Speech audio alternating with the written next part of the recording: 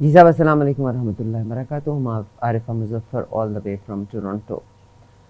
Programme में आप तमाम को खुश आमदीद कहते हैं। ये प्रोग्राम हमारा रेडियो पे जाने के साथ साथ टेलीविज़न पे और उसके बाद रिप्ले होता है 2 बार। यूट्यूब पे आप इस प्रोग्राम को देख सकते हैं और यूट्यूब चैनल हमारा ई आवाज़ टीवी कनाडा के नाम से है। हमारी आपसे रिक्वेस्ट है, please do subscribe our channel. और आपका feedback will make a huge difference. जहाँ हम गलती करते हैं, यकीनन together we can make a change and bring a change. हमारे साथ इस प्रोग्राम को रौनक बख्शा करते होते हैं डॉक्टर समीउल्लाह मलिक साहब, all the way in England. आप लिखते हैं और बहुत लिखते हैं, मुख्तलिफ ममालिक में, मुख्तलिफ अखबारों में, मुख्तलिफ प्रोग्राम्स में आप इनको सुन पाते हैं।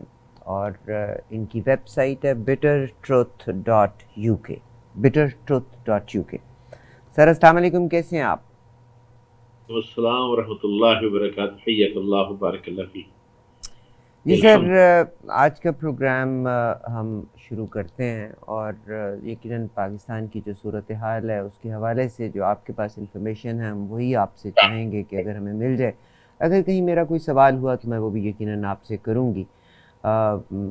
पाकिस्तान में जो सबसे पहला जिस चीज़ का ज़िक्र करती हूँ कि तस्नीम हैदर साहब ने अपनी प्रेस कॉन्फ्रेंस करते हैं, इंग्लैंड में करते हैं। वैसे तो पाकिस्तान में और हम लोग कॉन्स्पिरेसी थ्योरीज़ पे बड़ा बिलीव करते हैं, मगर इन्होंने बिल्कुल प्रेस कॉन्फ्रेंस की और इंग्लैंड जैसे शहर में। पाकिस्तान में तो माना जा सकता है कोई भी किसी के बारे में कुछ कह सकता है, मगर इंग्लैंड में अगर उन्होंने की और बाकायदा उन्होंने नाम ले दिया। और ये बिल्कुल हकीकत है कि जैसे डेथ हुई जनाब अरशद शरीफ साहब की, यकीनन उस ज़ालिम शख्स ने इसकी वीडियो भी ज़रूर बनाई थी, क्योंकि जिसने कत्ल किया होगा उसको वो वीडियो दिखा के उसके दिल को तस्कीन पहुंचाने का उसने मुकम्मल इंतज़ाम किया होगा।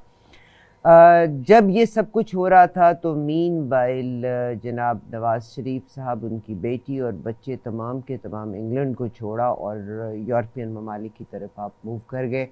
And they are expected to come in America in the long run, क्योंकि उनके बेटे और उनकी बेटी मरियम नवाज़, एक दिन बाकायदा उसकी वीडियो थी जो शेयर की गई थी कि वो काउंसलेट, अमेरिकन काउंसलेट के बाद अब लंबे लाइनअप में शी वाज स्टैंडिंग देयर अपना वीज़ा के हसूल के लिए। तो क्या फरमाएंगे इस पूरी सूरत हाल के बारे में? अल्हम्दुलिल्लाह अल्हम्दुलिल्लाह अस्सलातु वस्सलामु अला रसूलिल्लाह अम्मा बाद। अऊज़ु बिल्लाहि समीउल अलीम मिनश शैतानिर रजीम। बिस्मिल्लाहिर रहमानिर रहीम। या अय्युहल्लज़ीना आमनू कूनू कव्वामीन लिल्लाहि शुहदाअ बिल क़िस्त व ला यजरिमन्नकुम शनानु क़ौमिन अला अल्ला तअदिलू इअदिलू हुवा अक़रबु लित्तक़वा वत्तक़ुल्लाह इन्नल्लाहा ख़बीरुम बिमा तअमलून। सदक़ल्लाहुल अलिय्युल अज़ीम। रब्बि इश्रह ली सदरी यस्सिर ली अमरी वहलुल उक़दतम मिन लिसानी यफ़क़हू क़ौली। रब्बना तक़ब्बल मिन्ना इन्नका अंतस समीउल अलीम। आमीन या रब्बल आलमीन। करोड़ों हम्द व सना बारी ताला की ज़ात गिरामी पर और करोड़ों दुरूद रसूलुल्लाह सल्लल्लाहु अलैहि वसल्लम की ज़ात गिरामी पर। अभी मैंने जो आयत पढ़ी है आपका इंट्रो, वो सुनने के बाद फ़ौरन मेरे ज़हन में आया। इसका माना ये है कि ए ईमान वालों, अल्लाह के लिए इंसाफ की गवाही देने के लिए खड़े हो जाया करो और लोगों की दुश्मनी तुमको इस बात पर आमादा ना करे कि इंसाफ छोड़ दो। इंसाफ किया करो कि यही परहेजगारी की बात है और खुदा से डरते रहो। कुछ शक नहीं, खुदा तुम्हारे सब आमाल से खबरदार है। मेरी बहन, ये वाकई ये खबर इस वक्त तो बड़ी हॉट न्यूज़ चल रही है और इसमें यहाँ पे प्रेस कॉन्फ्रेंस हुई, लेकिन मैं ये भी सोचता हूँ कि क्या वजह है कि इस प्रेस कॉन्फ्रेंस को किसी अंग्रेजी अखबार ने नहीं उठाया, हालांकि ये बहुत बड़ी कॉन्स्पिरेसी है। और किसी ने इस बात को फिर ना सिर्फ उठाया बल्कि ये भी पता चला कि ये लोग जो थे ये स्कॉटलैंड यार्ड में गए, रिपोर्ट दर्ज करने के लिए गए। हाँ, उन्होंने तो ये चाहिए था कि तहसीन साहब ने जब प्रेस कॉन्फ्रेंस की थी तो इस प्रेस कॉन्फ्रेंस के बाद वो पुलिस स्टेशन जाते, वहां पे रिपोर्ट दर्ज करवाते। और पता ये चला कि स्कॉटलैंड यार्ड गए तो स्कॉटलैंड यार्ड ने इन्हें मिलने से इनकार कर दिया। अब सच क्या है, क्योंकि इसके फौरन बाद जिस तरह आपने फरमाया कि नवाज शरीफ साहब जो है वो अपने बच्चों समेत जो है बरतानिया छोड़ के यूरोप चले गए हैं, यूरोप से फिर उनका अमेरिका जाने का प्रोग्राम है। दरअसल برطانیہ تو انہیں چھوڑنا ہی تھا، اس لیے کہ برطانیہ نے ان کے ویزے ایکسٹینشن سے انکار کر دیا تھا، جس کے خلاف انہوں نے اپیل کر رکھی تھی، اور اس اپیل کا ابھی حال ہی میں فیصلہ یہ آیا تھا کہ آپ کو اگر ایکسٹینشن لینی ہے تو آپ کو ایک دفعہ ملک چھوڑنا پڑے گا۔ یہ خبر یہاں اخبارات میں بھی آئی، اور اس کی وجہ بہرحال آپ ان خبروں پہ کیسے جوڑا جائے کیسے نہ جوڑا جائے، البتہ یہ بات منہ کو آتی ہے بلکہ دل کو کھا جاتی ہے کہ جس طرح ارشد شریف صاحب کا وہاں پہ اے، بڑی بری طرح بہیمانہ انداز سے انہیں قتل کیا گیا، اس ماں کے بیٹے کو، جس کے شوہر اور جوان بیٹے کی لاش ایک ہی دن گھر میں آئی، باپ بھی فوج میں عسکری خدمات انجام دیتا ہوا، وہ تو خیر اپنی طبی موت فوت ہوئے، لیکن ان کا بیٹا میجر اشرف شریف جو ہے وہ تو انہوں نے تو شہادت پائی، مطلب ہے اس قوم کے لیے اس ملک کے لیے انہوں نے شہادت پائی۔ اور پھر یہ ارشد شریف جو ہے برسوں فوج کے آئی ایس پی آر کے ساتھ تعاون کے ساتھ یہ محاذ کے نام کا ایک پروگرام کرتے رہے، جس میں پاک فوج کے بارے میں، پاک فوج کی کارروائیوں کے بارے میں، ان کی اسٹریٹجی کے بارے میں لوگوں کے خون کو گرماتے رہے، بناتے رہے، یعنی ان کے پروگرام میں اس طرح یعنی وطن کی محبت کوٹ کوٹ بھری ہوئی تھی کہ مجھے حیرت ہو رہی ہے کہ آج یعنی ان کا جب میں نے سنا تو یقین کیجئے کہ میرا خیال ہے کہ میں سکتے میں آ گیا جب ارشد شریف کے بارے میں نے سنا۔ لیکن یہ ہے کہ بہرحال اگر یہ دنیا میں اگر یہ قاتل بچ بھی جاتے ہیں تو اللہ کی لاٹھی تو بڑی بے آواز ہے، یہ بچ نہیں سکے گے، خیر کوئی ہو، کسی نے بھی قتل کروایا ہو، لیکن یہ بات یہ ہے کہ یہ ہے ایک سازش۔ ارشد شریف کو ارشد شریف کو مارنا ہے، یہ بہت بڑی سازش اور بڑی بھونڈی سازش، بڑی ظالمانہ سازش ہے جس کا سے مارا گیا۔ کیا یہ لوگ سمجھتے ہیں کہ اللہ کی ذات جو ہے بالکل بے خبر ہے؟ ایسا بالکل نہیں ہے۔ اس کی ماں کی آہ و بکا جو ہے وہ سات آسمانوں کو چیر کے پہنچ چکی ہے، اور مجھے یہ پورا یقین ہے کہ انشاءاللہ باذن اللہ جو بھی مجرم ہوگا، خود سیاسی مجرم ہو یا دوسرے حکومت میں ہو یا کہیں اور بڑی بڑی کرسیوں میں بیٹھے ہوں، اللہ تعالیٰ کی پکڑ سے وہ دور نہیں، اللہ تعالیٰ ضرور ان کو پکڑے گا، ضرور سزا دے گا۔ بہت شکریہ۔ بس وہی بات ہے کہ لال بتی کے پیچھے لگے ہوئے ہیں کہ اللہ تعالیٰ پوچھے گا، یقیناً اللہ تعالیٰ ضرور پوچھے گا۔ سر، آپ نے حضرت موسیٰ علیہ السلام کی دعا سے ہمیشہ پروگرام کی ابتدا کرتے ہیں، رب اشرح لی صدری ویسر لی امری، اور یقیناً کہ اللہ تعالیٰ ہماری زبانوں کی گرہوں کو کھول دے، مگر نہ صرف یہ کہ ہم دوسروں کو سمجھا پائیں، اللہ کرے کہ میں آپ ہم سب سے پہلے اپنے آپ میں تبدیلی لے کے آئیں، کیونکہ مجھے لگتا ہے پورا پاکستان بمام میرے ہم دوسروں کو چینج کرنے میں لگے ہوئے ہیں، بٹ ہم اپنے آپ کو چینج نہیں کر رہے۔ میری دعا ہے کہ اللہ تعالیٰ کرے کہ ہم اس دعا کو اس لحاظ سے ضرور کہیں کہ اللہ تعالیٰ ہمیں کرے۔ سر، آپ نے میاں صاحب کا بڑے اچھے طریقے سے ایکسپلین کیا پاکستان کی جو صورتحال ہے۔ میں آج سوچ رہی تھی، بلکہ مجھے آپ یہ بتائیے گا کہ پاکستان کی جو صورتحال ہے، جناب اسحاق ڈار صاحب جاتے ہیں پاکستان بطور ثالث بھی اپنا کردار ادا کر رہے ہیں، کیونکہ آج کل کے زمانے میں کوئی چیز چھپائی نہیں جا سکتی، کوئی نہ کوئی ایک تیسری آنکھ آپ کو دیکھ رہی ہے، دیواروں کے کان ہیں، ہر طرف کیمرے لگے ہوئے ہیں، 2 جہاز تیار ہیں اس وقت اسلام آباد میں جو کسی 2 شخصیات کے لیے ہیں۔ مین وائل جناب اسحاق ڈار صاحب جب پاکستان جاتے ہیں اور ان کی موجودگی میں میرا نہیں خیال کہ مریم نواز صاحبہ کے پاس ہمارے جو چیف آف آرمی سٹاف ہیں ان کی کوئی بری ویڈیوز ہوں گی، مگر ان کے اثاثہ جات کو جو پبلسائز کیا گیا اور عام کر دیا گیا، لیک ہوا ڈیٹا، اور اس کے بعد اسحاق ڈار صاحب نے فوری طور پر اس کی انویسٹیگیشن کا حکم دیا ہے، کچھ اس کے بارے میں بھی آپ فرمائیں گے؟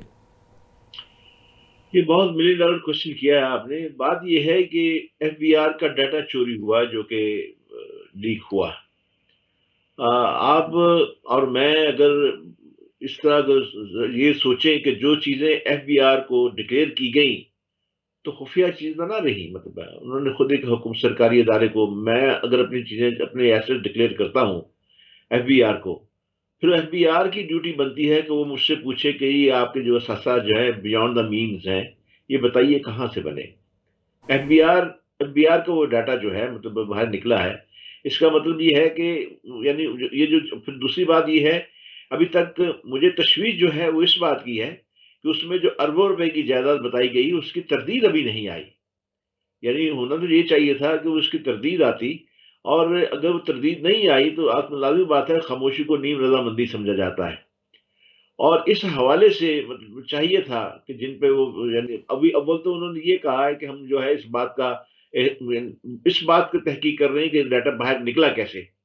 یہ بات کی بات ہے کہ وہ جنہوں نے ڈاٹا اس میں اپنا ڈاٹا دیا ہے، جو اپنی جو ڈکلیئر کی ہے، یقینی بات ہے کہ انہوں نے اپنی انہیں اس بات کا علم ہوگا کہ اگر ایف بی آئی کے سامنے چیزیں ڈکلیئر کر رہے ہیں تو ہمیں پوچھا بھی جا سکتا ہے. تو مجھے تھوڑا سا یہ بھی ڈاؤٹ ہے کہ کچھ بڑا بھی ذیب داستان کے لیے کچھ بہت زیادہ بڑھا چڑھا کے بھی پیش کیا گیا ہے. یہ بھی ساتھ ایک مجھے خدشہ ہے اس بات کا. لیکن یہ ہے کہ وہاں سے یعنی ڈاٹا کا چوری ہو جانا لازمی بات ہے کہ آپ اور میں تو چوری نہیں کر سکتے، یہ تو بااثر لوگ ہی لے سکتے ہیں وہاں سے. بااثر لوگوں کی بات مانی وہاں جائے گی وہاں پہ کرنے کے لیے. اور جس کی طرف آپ نے اشارہ کیا ہے مریم نواز کی طرف، یا مریم نواز بہرحال کیونکہ ایک بہت بڑی جماعت کی وہ لیڈر ہیں، بہت بڑے باپ کی سیاسی لیڈر کی بیٹی ہیں، اور ان کے پاس ڈیٹے کا آ جانا، پہلی بات تو یہ ہے کہ پہلے یہ ثابت کیسے کیا جائے کہ یہ مریم نواز نے یہ لیک کیا ہے. اور پہلی بات تو یہ ہے. دوسری یعنی پہلے تو یہ سب ایف بی آئی نے لیک کیسے ہو گیا، ان کے نظام اس بوسیدہ نظام کو مطلب اس کی تحقیق ہونی چاہیے. اور اگر آئی ایس آئی جو ہے وہ دوسری جو جماعتیں جو ہیں وہ وہ انٹیلیجنس کے ادارے ہیں، وہ بال کی کھال اگر اتار لیتے ہیں تو ان کے لیے اتنی مشکل نہیں ہے وہ پتہ کر لیں کہ یہ کیسے ہوا. پھر آئی ٹی کا معاملہ تو فوراً پتہ لگ جاتا ہے کہ کس طرح کہاں سے کاپی ہوا، کہاں سے کاپی نکل کے باہر گئی ہے. مطلب ایک تو یہ بات ہے. دوسرا یہ ہے کہ اس کے بعد پھر اس بات کی بھی تحقیق کی جائے کہ یہ معاملہ جو ہے لیک کیسے ہوا، کس نے لیک کیا. اور ان کو باقاعدہ طور پہ جو انہوں نے جرم کیا ہے، یہ باقاعدہ ایک جرم ہے ایف بی آئی کا ڈیٹا جس نے چرا کے آگے دیا اور آگے جنہوں نے لیک کیا، یہ تمام کے تمام قومی مجرم ہیں. ان کو کٹہرے میں لانا چاہیے باقاعدہ طور پہ. اور تیسری بات یہ ہے کہ اگر وہ ایسٹ جو بیونڈ دا مینس ہیں پھر ان کو بھی عدالت میں لانا چاہیے، ان کو بھی پوچھنا چاہیے کہ یہ ایسٹ کہاں سے آئے. لیکن میں اب بھی یہ کہتا ہوں کہ اگر ایسٹ بیونڈ دا مینس ہو تو وہ چھپائے جاتے ہیں، ڈکلیئر نہیں کیے جاتے. سر بہت شکریہ، آپ نے ساری باتیں اپنے الفاظ میں کہہ دیں. آپ نے پہلی بات تو کہا کہ بسیدہ نظام ہے. آج کل ظاہر ہے کمپیوٹر اینڈ ٹیکنالوجی کا سسٹم ہے، سیکیورٹی کا نظام ہونا چاہیے، مگر ڈیٹا کہیں سے بھی لیک ہو سکتا ہے، اس میں کوئی شک نہیں. مگر اسحاق ڈار صاحب، آپ نے بڑے اچھے طریقے سے کور کیا، جناب باجوہ صاحب کو بھی رسپیکٹ ہم. ایک غریب ملک جہاں پر لوگوں کے پاس کھانے کے لیے روٹی نہیں. آج بلکہ ہمارے پروگرام میں ایک لائر آ رہے ہیں، انہوں نے مجھے اس کی بڑی پیاری ایکسپلینیشن دی کہ پاکستان میں جائیداد کے نام پہ اور زمینوں کے نام پہ لوگ کانٹریکٹس پہ جو کٹ بیکس لینے پہ people make lot of money. 12 ارب 13 ارب is not a big deal. مگر ایک غریب ملک جہاں پر لوگوں کے پاس کھانے کا پیسہ نہیں ہے، ایک آرمی چیف جو بڑی لیوش زندگی گزار رہے ہیں، which is we are proud of, they are representing Pakistan. تو اتنا پیسہ، اس کا مطلب ہے کہ جو ہماری حفاظت کے لیے ہیں وہ بھی اگر کٹس لینے کے بعد اس طرح پیسہ بناتے ہیں، وہ ایک دکھ کی بات ہے. ضرور کہ میری رائے ہے، آپ کا اس سے متفق ہونا قطعاً کوئی ضروری نہیں ہے. یہاں سے میں آپ کو لے کے جانا چاہتی ہوں کہ پاکستان میں الیکشن کی جلدی تھی، اور عمران خان صرف ایک الیکشن کے بارے میں کہہ رہے ہیں، انہوں نے بلکہ یہ بھی کہا ہے کہ مجھے کوئی اعتراض نہیں جو بھی آرمی چیف آ جائے. مگر اس وقت ملک سے باہر رہ کے ملک کی قسمت کا فیصلہ کیا جا رہا ہے، اور آرمی چیف کی تقرری کو ایک مسئلہ بنا کے رکھتی ہے. یعنی اس ملک کی کوئی سیکیورٹی ہی نہیں. کیا فرمائیں گے اس کے؟ پہلی بات تو یہ ہے کہ میں یہ جو ہماری چند دنوں کے بعد ہماری ایک عسکری سپہ سالار کی تعیناتی ہونی ہے، اس کے بارے میں آپ نے جب پوچھا ہے اس کے بارے میں بات کر لی جائے. واقعی یہ پہلی دفعہ یہ اتنا اس معاملے کو اچھالا گیا ہے. اگر آپ کو یاد ہو تو ہمارے جو وفاقی وزیر دفاع خواجہ آصف ہیں گزشتہ چند ہفتوں کے دوران نئے آرمی چیف کی تقرری کے حوالے سے وہ متعدد تاریخیں دے چکے ہیں. اس حوالے سے اپنی ابتدائی بیانات میں ان کا کہنا تھا کہ نئے آرمی چیف کی تقرری کی تفصیلات جو ہے نومبر کے پہلے ہفتے میں واضح ہو جائیں گی. اب تو تیسرا ہفتہ جا رہے ہیں. انہوں نے پھر بعد میں کہا کہ یہ 18 نومبر کی ٹائم ٹل 29th نا. ہاں جی جی، نہیں میں آصف جو ہمارے وزیر دفاع اس کی بات کر رہا ہوں، اس کے بیان کی بات کر رہا ہوں، یہاں سے پھر مقدہ کھلے گا، یہاں سے ہم چیزوں کو جوڑیں گے. پھر 18 نومبر کی تاریخ دے دی انہوں نے. تو گزشتہ دن یعنی یسٹرڈے قومی اسمبلی میں تقریر کرتے ہوئے انہوں نے کہا کہ سمری اور آرمی چیف کی تقرری کے لیے سینئر ترین لیفٹیننٹ جنرل اور chairman joint chief of staff committee کے سربراہ ڈوزیئر اگلے 2 دن میں وزیر اعظم کے دفتر یعنی پی ایم پہنچا دیے جائیں گے. لیکن اس وقت سوال یہ کیا جا رہا ہے کہ آخر سمری وزیر اعظم آفس تک بھیجنے میں تاخیر کیوں برتی جا رہی ہے؟ یہی آپ کا سوال ہے. یہ کہ سمری بھیجنے کا طریقہ کار ہوتا کیا ہے؟ دراصل آرمی چیف کی تعیناتی کے لیے سمری بھیجنا ایک طرح کی رسمی کارروائی ہے میری بہن، جس میں 1 گھنٹہ بھی لگ سکتا ہے، زیادہ سے زیادہ 1 دن لگ سکتا ہے، مگر اس سے زیادہ وقت لگنا نہیں چاہیے. سمری متعلقہ افسران جو آرمی چیف بننے کے اہل ہوتے ہیں ان کے ناموں پر مشتمل ہوتی ہے، اس کے ساتھ ان کی تفصیلات سی وی کی طرح درج ہوتی ہیں، جنہیں ڈوزی اور پرسنل فائل بھی کہا جاتا ہے. انہی میں وزیر اعظم آفس نے وزارت دفاع کو خط لکھ کر، یعنی آج ہی وزیر اعظم آفس نے وزارت دفاع کو خط لکھ کر اس زمن میں سمری بھیجنے کی ہدایت کی ہے. میں خبریں سن رہا تھا تو مجھے پتا چلا عمومی طور پر طریقہ کار میں یہی ہوتا ہے کہ وزیر اعظم کا دفتر وزارت دفاع کو لکھتا ہے. وزیر اعظم کا دفتر جو ہے وزارت دفاع کو لکھتا ہے اور فوج کی سروس سے ریٹائر ہونے والے افسران کی فہرست بھی منگواتا ہے، اور وہ جو ہوتے ہیں جو جنہوں نے بننا ہوتا ہے ان کی فہرست منگواتا ہے. وزارت دفاع جی ایچ کیو کو لکھتا ہے. جی ایچ کیو کی طرف سے 5 یا 8 افسران کے نام بھیجے جاتے ہیں، جن میں ان کی پرسنل فائل بھی موجود ہوتی ہے، اور یہ باجوہ صاحب نے کرنا ہوتا ہے اس سارا کام. اور جی ایچ کی جانب سے 8 نام جو لسٹ بھیجی جا سکتی ہے، اس میں جن کو نام آنے کے بعد ان ناموں کی فہرست وزارت دفاع کو جاتی ہے، جہاں سے وہ وزیر اعظم آفس پہنچتی ہے. اور وزارت دفاع کے پاس ایسا اختیار نہیں ہوتا ہے کہ وہ اپنی مرضی کا نام بھیج سکے، اسے وہی لسٹ بھیجنی پڑتی ہے جو کہ باجوہ صاحب نے بھیجی ہوگی یا بھیج دی ہے. بلکہ اس پورے معاملے میں وزارت دفاع کا کام فقط ایک ڈاک خانے کے طور پہ ہوتا ہے. آج شہباز شریف صاحب نے اپنی کیبنٹ کو بھی بلا لیا ہے. آپ نے بات کی کہ لندن میں مشورے ہو رہے ہیں چیف کے سربراہ کے بارے میں. بہرحال کیونکہ شہباز شریف مسلم لیگ نون کے ہیں، اور نون کے بے شک نواز شریف کو عدالتوں نے سب نے نااہل قرار دے دیا ہے، لیکن بہرحال کون نہیں جانتا کہ بھی نون لیگ کے جو سربراہ ہیں وہ تو نواز شریف ہیں، ابھی تک وہی چلا رہے ہیں. یہ ہماری بد نصیبی ہے کہ ہماری حکومت جو ان سے چلائی جا رہی ہے، اور وہ میں اس حد تک ان سے اتفاق کرتا ہوں کہ عدالت جنہیں نااہل قرار دے وہ پھر ملک کا نظام چلائیں. ان کو تو کوئی حق نہیں ہوتا کہ وہ ملک کا، جن کو عدالت نے نااہل قرار دے دیا ہے تمام چیزوں کے لیے، پھر اس کا کوئی حق نہیں کہ وہ چیف کی تقرری کرے. لیکن چیف کی تقرری بظاہر سامنے تو شہباز شریف ہی کریں گے جو کہ وزیر اعظم ہے، آئین انہیں اس کا حق دیتا ہے. اب جی ایچ کیو کے اپنے معیار کے مطابق آرمی چیف کی تقرری کے لیے نامزد افسر کو لیفٹیننٹ جنرل ہونا چاہیے، جنہوں نے اس سے پہلے کور کمانڈ کی ہو اور خاص طور پر ان کے خلاف نظم و ضبط کے خلاف ورزی سے متعلق کوئی رپورٹ یا فائل نہ بنی ہوئی ہو. وزارت دفاع یہ فائل اور ڈوزی وزیر اعظم کے دفتر بھیج دیتی ہے. اس تمام تر طریقہ کار کو سمری بھیجنا کہتے ہیں. وزیر اعظم اس سمری کے ملنے کے بعد اس پر اپنے کمنٹس لکھ کر صدر کو بھیج دیتے ہیں. صدر چاہیں تو اس پر اپنے مشاہدہ لکھ کر یا سوال اٹھا کر وزیر اعظم سے وضاحت مانگ سکتے ہیں. اگر چاہیں تو یہ سمری پر پاس 10 دن کے لیے رکھ سکتے ہیں، لیکن زیادہ تر ایسا ہونے کا امکان بہت کم ہوتا ہے. لیکن یہاں بھی ایک خدشہ پیدا ہو گیا ہے. چند دن پہلے 2 دن پہلے بلاول بھٹو نے جو ایک کانفرنس کی، وہاں پہ پریس کانفرنس میں کہا، اور انہوں نے باقاعدہ طور پہ عارف علوی صاحب کو یعنی تنبیہ کی کہ آپ کو ایسا کام نہیں کریں گے، یہ وزیر اعظم کا استحقاق ہے اور وہ آپ کو ماننا پڑے گا.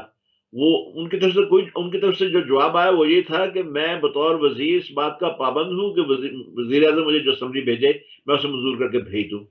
لیکن پھر کیا وجہ ہے کہ وزیر دفاع کو بھی پارلیمنٹ کے اندر یہ بات کہنی پڑی؟ صدر کے بارے میں مبہم الفاظ میں انہوں نے بھی اپنے شک کا اظہار کیا. پھر رانا ثناء اللہ ہے وزیر داخلہ ہے، حالانکہ اس کا کوئی حق نہیں بنتا کہ اس بارے میں کوئی کمنٹ کرے. ہمارے ہاں مصیبت یہ ہے کہ جو آدمی جس محکمے کا وزیر ہوتا ہے اس کے بارے میں کم اور دوسرے محکموں کے بارے میں زیادہ بیانات دیتا ہے. گویا یہاں پہ یہ سمجھ نہیں آ رہی کہ وزیر اعظم کی تقرری عمران خان کریں گے، شہباز شریف کریں گے، خواجہ آصف کرے گا، رانا ثناء اللہ کرے گا، یہ کون کرے گا؟ اب ایک تماشا بن گیا ہے ہمارے ٹی وی کے اوپر اس چیف کی تقرری کے بارے میں.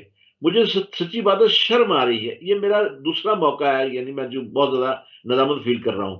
اگر آپ اجازت دیں تو پہلا موقع میں وہ بھی بتا دوں کہ ہمارے ملک کے وزیر اعظم شہباز شریف یہاں برطانیہ میں آئے، اور یہاں برطانیہ میں جو حال ہوا، ہونا تو یہ چاہیے تھا کہ اخلاقی طور پہ یہاں ہمارے ہاں جس جمہوریت کا آپ نعرہ لگاتے ہیں، جس جمہوری نظام کا آپ بہت زیادہ واویلا کرتے ہیں، یا تو یہ ہے کہ ایک ریلوے انجن یہاں پہ جہاں پہ بیٹھے ہوئے ہیں برطانیہ میں بیٹھا ہوا ہوں، ایک ریلوے انجن جو ہے لندن سے 400 میل دور جو ہے وہ تھوڑا سا ٹکرا جاتا ہے، جب اس کی بریک لوز ہو جاتی ہے تو جو وزیر ریلوے ہے وہ ریزائن کر جاتا ہے، کیبنٹ میں بیٹھا اٹھ کے چلا جاتا ہے۔ یہاں تو آپ کو ساتھ بٹھا کے آپ کی پوری جرائم کی فہرست پڑی گئی، اور وہ شرمناک جرائم تھے کہ آپ کو پاکستان میں سلاح زدگان کے لیے مدد دی گئی، آپ نے اس مدد کو خود بند کر دیا، اپنے داماد کو دے دیے، داماد نے پیسے جو ہے یہاں 15 ملین پاؤنڈ جو آپ کو دیے گئے وہ آپ نے یہاں پہ بھیج دی، وہ بچہ یہاں آپ کا داماد یہاں لے کے آیا، اور جب سے یعنی عمران کی حکومت آئی تھی، جب اس دن کے بعد سے یہ یہاں پہ بیٹھے ہوئے ہیں، اور اسی رقم سے باقاعدہ طور پہ اخبار والوں نے ثابت کر دیا کہ یہاں کے انہوں نے پراپرٹی خریدی، بزنس کی ہے۔ اب وزیر اعظم نے کیونکہ ڈیلی میل کے اوپر جس رپورٹر نے یہ جو ساری سٹوری شائع کی تھی اس کے خلاف دعویٰ کر دیا، اب اس کا جواب دعویٰ کے لیے انہوں نے ثبوت مانگے تھے، آپ نے موقع پہ ثبوت مہیا نہیں کیے، پھر کیا وجہ ہے آپ نے ثبوت کیوں مہیا نہیں؟ اگر آپ نے دعویٰ کیا تھا، جواب دعویٰ دائر کیا تھا، تو کیا وجہ ہے آپ کو پھر جرمانہ لے کے یہاں سے جانا پڑا؟ ابھی مقدمہ ختم نہیں ہوا، ابھی تو آپ کو تو جرمانہ دینا پڑا۔ اب بتائیے کس قدر شرمناک بات ہے۔ ہونا تو نہیں چاہیے تھا اخلاقی طور پہ، جب روکا گیا تھا تو یہیں سے ریزائن بھیج دیتے۔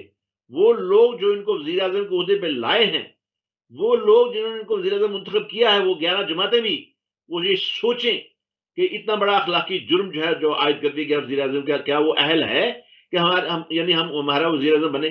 کوئی تو ایک نظیر پیدا کریں، کوئی تو نظیر ایسے پیش کریں آپ۔ تو یہ کس کی آپ بات کریں گے؟ یعنی ہر طرف تماشا لگا ہوا ہے۔ یہ دو چیزیں میں نے آپ کے سامنے رکھی ہیں، دونوں چیزیں اس وقت جو ہے ساری قوم جو ہے بڑی ہی درد مندی دلسوزی سے یہ تماشے دیکھ رہی ہے۔ بہت شکریہ سر، بہت شکریہ۔ ہم ایک چھوٹی سی بریک لیتے ہیں، بریک کے بعد واپس آتے ہیں، پلیز اسٹے ٹیونڈ۔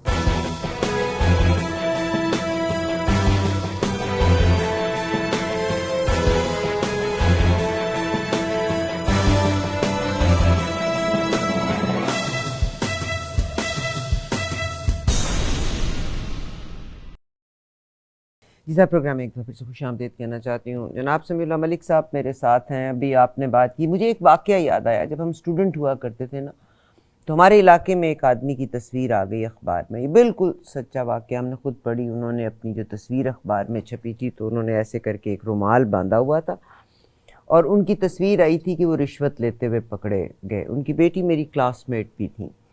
آپ یقین کیجئے گا کہ اس دن کے بعد، جس دن ان کی اخبار میں تصویر آ گئی، پورے علاقے کے بیچ میں بات خبر پھیل گئی۔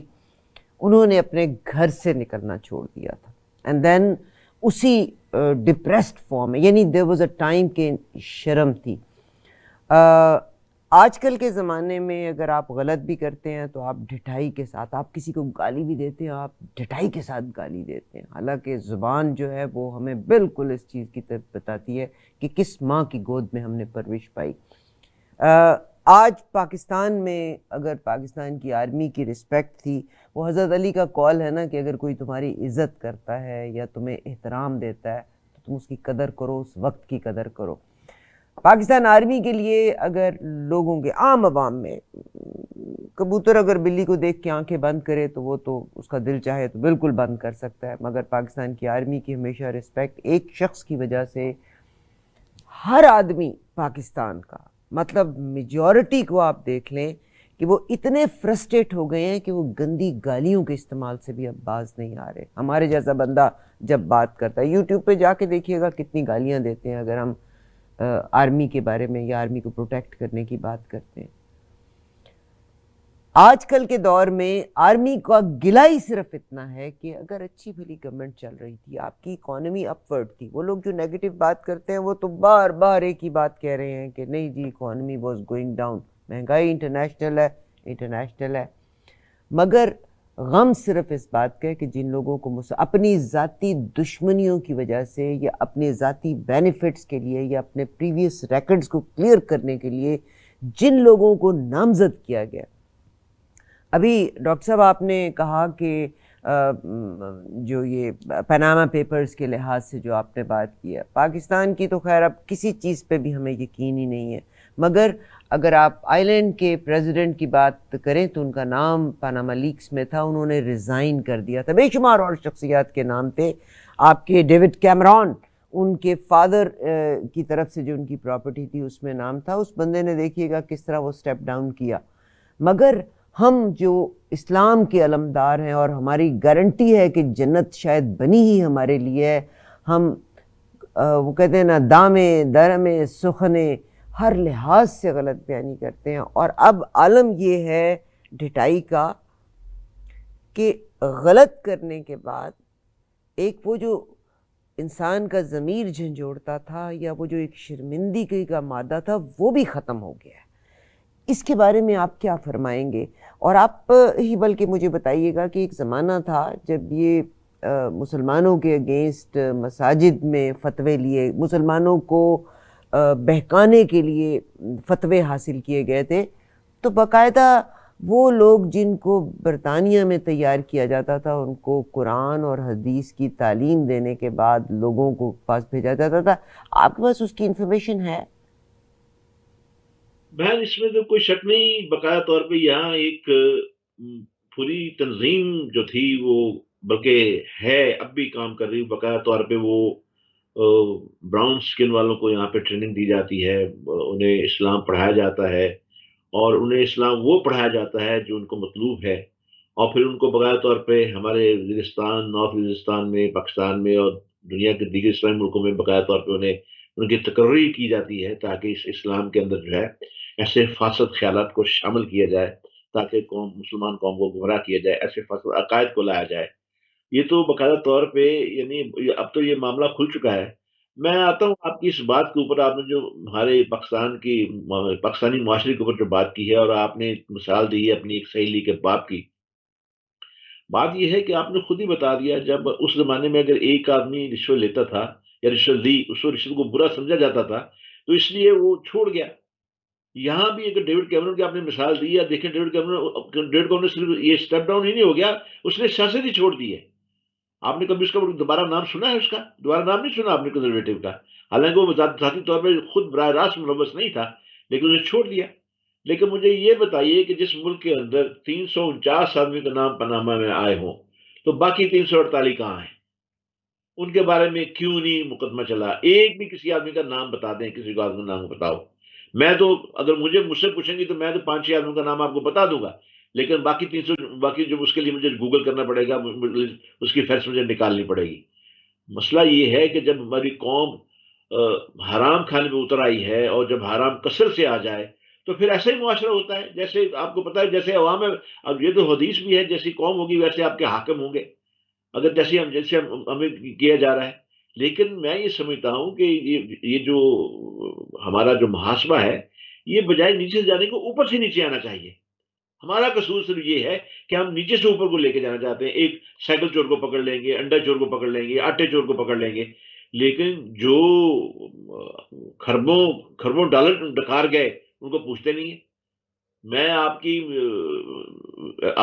کو یہ بتانا چاہتا ہوں، کیا ہم اس منصور کو بھول گئے، یا نیوی کے منصور کو، جسے $46 بلین کے سے وصول کیا گیا، اس امریکہ سے لایا گیا، $46 بلین سے وصول کیے گئے باقاعدہ طور پہ، امریکہ نے پاکستان کے حوالے کیا. اور بھی کئی لوگ ہیں جن کے کورٹ مارشل ہوئے ہیں اور اسلحے کے سلسلے میں انہوں نے رشوت دی، اور یہ بھی ہے معاملہ. یہ ساری باتیں تو ہیں اس وقت، مطلب چلی ہیں کیا. لیکن انہوں نے تو پھر بھی تطہیر کا عمل کو شروع کیا، لیکن سول نے کیا کیا؟ جیسے میں نے آپ سے پوچھا کہ وہ 348 آدمی کہاں ہیں، اس میں ججز بھی شامل ہیں، وکلاء بھی شامل ہیں، تاجر بھی شامل ہیں.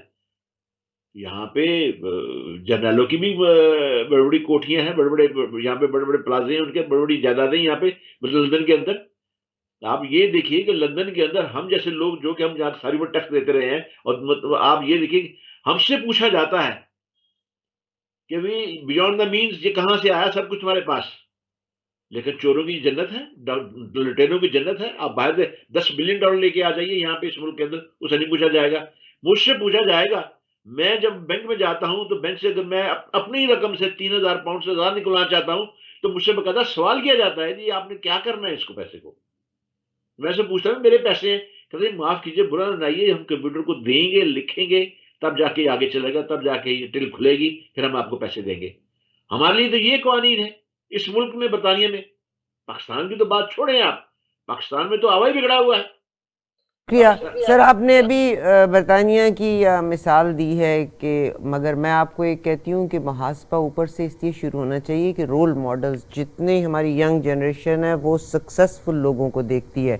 برطانیہ میں، امریکہ میں، کینیڈا میں لباس کی کوئی پابندی نہیں ہے، آپ کپڑوں کے بغیر بھی نکل سکتے ہیں، ٹھیک، مگر جو ہماری آج تک میں نے پرائم منسٹر ٹروڈو کی بیوی کو کبھی کم لباس میں نہیں دیکھا، جو بائیڈن کی بیوی کو میں نے آج تک کبھی کم لباس میں نہیں دیکھا۔ آپ کی کوئین ہے، ان کی فیملی کے لیے ایک رولز سیٹ ہے کہ ان کو، کیونکہ وہ معاشرے میں اس مقام کے اوپر ہے جن کو باقی لوگوں نے دیکھنا ہے۔ مورل ویلیو سیٹ کر رکھی ہے انہوں نے۔ تو مطلب آپ نے 346 لوگوں کا جو ذکر کیا، تو مگر قانون ہونے کے باوجود نواز شریف صاحب تو آج بھی کلیئر ہیں، ان کے کوئی ندامت بھی نہیں ہو ان میں، that's all what it is.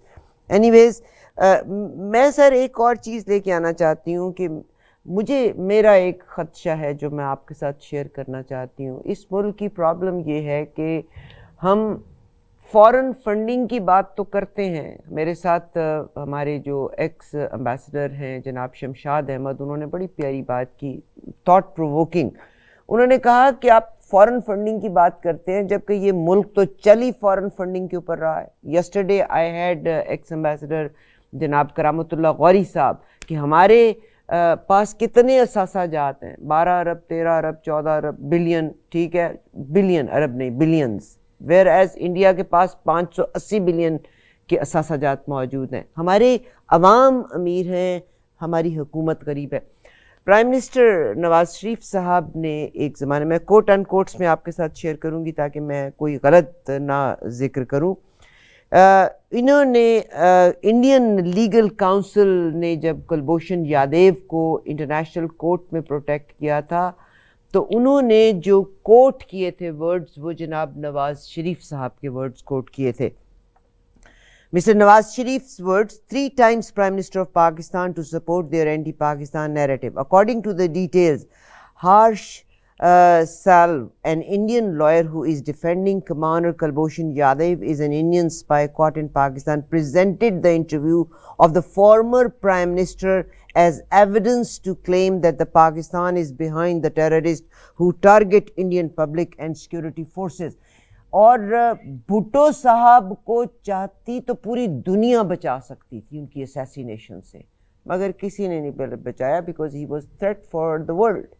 Where is Nawaz Sharif صاحب 2 دفعہ ملک سے باہر ان کو نکالا گیا، پھر ان کو پاکستان میں واپس بھی لایا گیا، اب بھی وہ اب تک انگلینڈ میں رہے ہیں، اب وہ برطانیہ میں چلے گئے، یورپ میں چلے گئے ہیں، یورپ سے نکلیں گے تو وہ امریکہ آ جائیں گے، الٹیمیٹلی انہی کو وہاں پلانٹ کر دیا جائے گا، اور انہی کی ایویڈنسز کی گراؤنڈ کے اوپر، انہی کے جو بیانات ہیں ان کے گراؤنڈ کے اوپر پاکستان کی اسکروٹنی ہوگی۔